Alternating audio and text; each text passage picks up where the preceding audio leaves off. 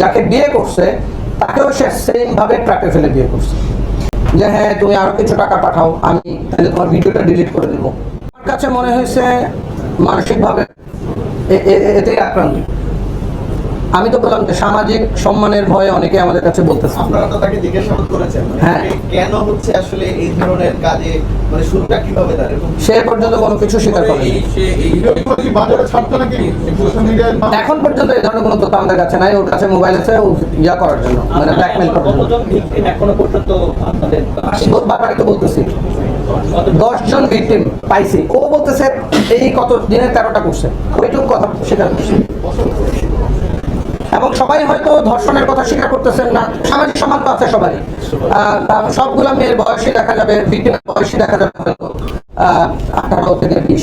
একটা ভিকটিমের ক্ষেত্রে আমরা ডিফারেন্ট প্যাটার্ন পাইছি, সেটা সবগুলো এরকম ফুফাতো ভাই চাচাতো ভাই সেজে এবং কথা বলে যখন মেয়ে টোনে কথা বলে। তো আমরা এখন পর্যন্ত এটা আবিষ্কার করতে পারি মেয়েটাকে সে অ্যাপস ব্যবহার করে, গলা ব্যবহার করে, নাকি কোনো মেয়ে তার যাতে মানে তার অ্যাসোসিয়েট কোনো মেয়ে আছে কিনা। একটা ভিকটিম আমরা পাইছি একটু ডিফারেন্ট। ওকে মামাতো ভাই বা ফুফাতো ভাই বলে নাই, ওকে বলছে যে আমার বাড়িওয়ালার ছেলে তোমার পছন্দ করছে, তোমাকে বিয়ে করবে।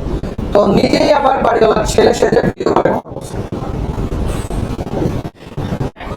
এটা আমার মনে হয় আপনারও এরকম কোন ঘটনা, মানে এরকম বাংলাদেশে আমি পাইনি যে এই 1.5 মাসের মধ্যে এতগুলো ভিকটিম। এখন পর্যন্ত কত টাকা আসলে নেওয়া হয়েছে বা সে নিয়েছে এরকম তথ্য আছে কিনা?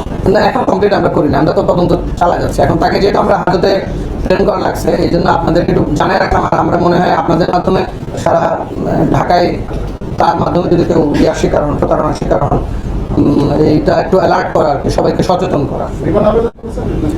রিমান্ড আবেদন আমরা করছি, আমরা তো মামলা করছি 3টায় পর্যন্ত, একদিনে 3টা মামলা হয়েছে। প্রথম মামলার পরে বাকিগুলো তো আমরা সৌন্দর্য দেখায় রিমান্ড আনবো আস্তে আস্তে। আমরা তার সাথে কথা বলবো, সময় কথা বলবো, কারণ আমাদের অনেক প্রশ্ন জানা বাকি আছে। বর্তমান ঠিকানা হলো সে থাকে সিদ্ধিরগঞ্জ, নারায়ণগঞ্জ শ্বশুরবাড়ি। এবং আরো ইন্টারেস্টিং হলো যাকে বিয়ে করছে তাকেও সে সেম ভাবে ট্র্যাপে ফেলে বিয়ে করছে। তার বয়স 30। এবং আমরা তো শুধু এটা বললাম যে গত 1.5 মাসের কাহিনী বললাম, আমরা দেখি আরো ভিতরে আরো ইনভেস্টিগেশন করে আরো কিছু পাওয়া যায়। আমাদের মনের মধ্যে ভয় আছে যে আরো পাবো।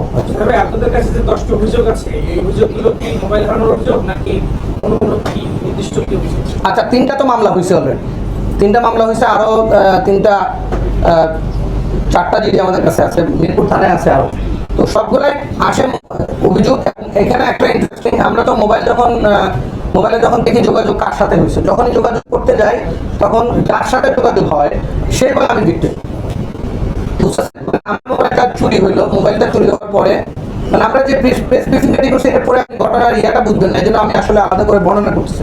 ধরেন আপনার মোবাইলটা নিয়ে আপনার মোবাইল ব্যবহার করে সেকেন্ড ভিকটিমকে ধরবে। যখনই আমরা ওনার কাছে যাচ্ছি, উনি বলতেছে আমিও তো ভিকটিম।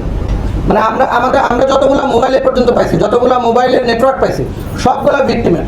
এবং কেউ সামাজিক সম্মানের ভয় জিডি করে নাই, কেউ আমাদের কাছে আসে নাই, কেউ আসছেন সাহস করে 2-3 জন আসছেন দেখে আমরা এই তথ্যগুলো পুরো ইয়া পাইছি। এবং এই আমরা পাওয়ার পরে আমরা যখন ছবিটা দিলাম বা এই ধরনের ইয়া দিলাম, তখন দেখা যায় যে, এবং আমি আপনাদেরকে বলছি যে প্যাটার্ন সব ভিকটিম হলো মিরপুর অঞ্চলে, এবং সবার সাথে সে মানে রেড করছে এরকম না।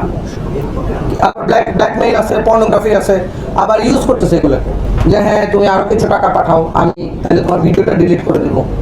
আমরা মোবাইলে কিছু ভিডিও পাইছি তার, এবং সেই টেকনোলজিক্যালি খুব সাউন্ড। অগ্রযাত্রা প্রতিদিন নির্ভীক প্রত্যয়ে উজ্জীবিত।